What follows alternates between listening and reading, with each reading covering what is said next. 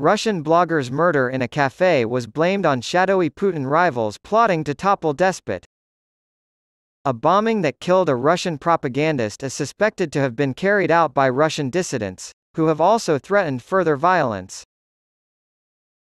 Attacks on pro-Kremlin blogger Vladlen Tatarsky have been linked to the National Republic Army, NRA, an underground anti-establishment group.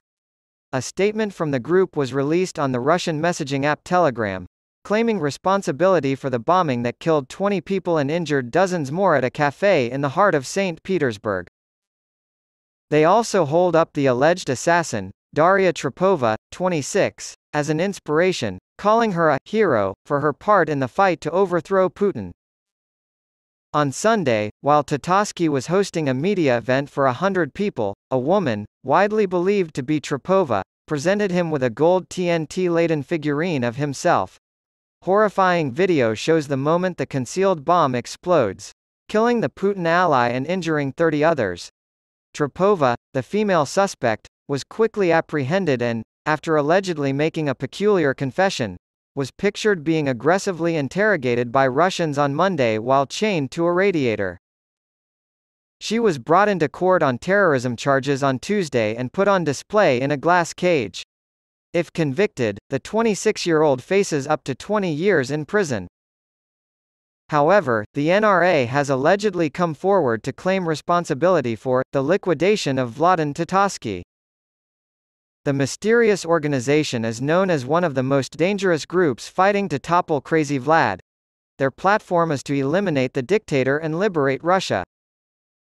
The immortal words, "Putin will be deposed and destroyed by us," are there. The group gained notoriety after Russia invaded Ukraine and began conducting arson attacks and sabotage missions against the Russian military from within Ukraine. In an earlier statement made in August of last year, the NRA blamed itself for the brutal murder of Russian journalist and daughter of Putin's spiritual mastermind, Alexander Dugin, Darya Dugin. The purported new statement from the NRA's St. Petersburg Brigade reads as follows: "We, the St. Petersburg column, declare, we planned and executed an operation on April 2, 2023, targeting a group of Z activists and the notorious war criminal Maxim Fomin, better known as Vladlen Tatarsky. Russian media have made tenuous claims that Ukraine was responsible for the bombing, but the group claims they acted autonomously, with no foreign assistance." Ilya Ponomarev, the group's spokesman and a prominent Russian exile, corroborated the NRA's claims that they planned the operation. "The partisans are resisting the current political system in Russia and want it removed," he told the Express. "They are unable to serve in the armed forces but are keeping the front lines in Russia secure." According to Ponomarev, the partisans' goal was to send a message to the Putin-supporting elites in the Kremlin that they are not safe anymore.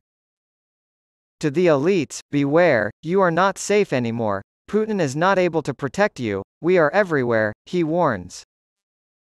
This alleged action was carried out in a club owned by one of the most infamous Russian gangsters and criminals, Yevgeny Prigozhin, the statement continues. Because of this, the club will cease its operations. As it stands, this meets our needs. All of the victims are active war supporters who defend the atrocities committed by the Putin regime in Ukraine, and our actions were not targeted at civilians.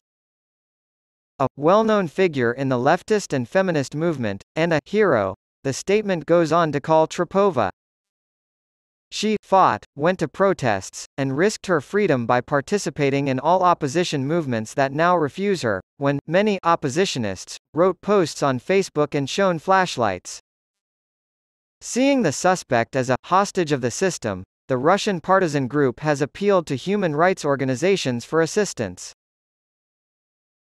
"We urge the people of Russia to join us in resisting the criminal Russian regime in any way they can, all the way to its total destruction. Criminals won't feel safe on Russian soil," the author declares. "Russia will be free," is the final line of the statement. While her trial is underway, Trepova will remain in Russian custody until June 2. Trapova is accused of participating in a terrorist act by an organized group that caused intentional death, according to Russia's investigative committee. The prosecution claimed she had carried out her actions at the behest of Ukrainian government agents. Trapova's husband claimed that his wife was falsely accused and had no idea the statue was armed.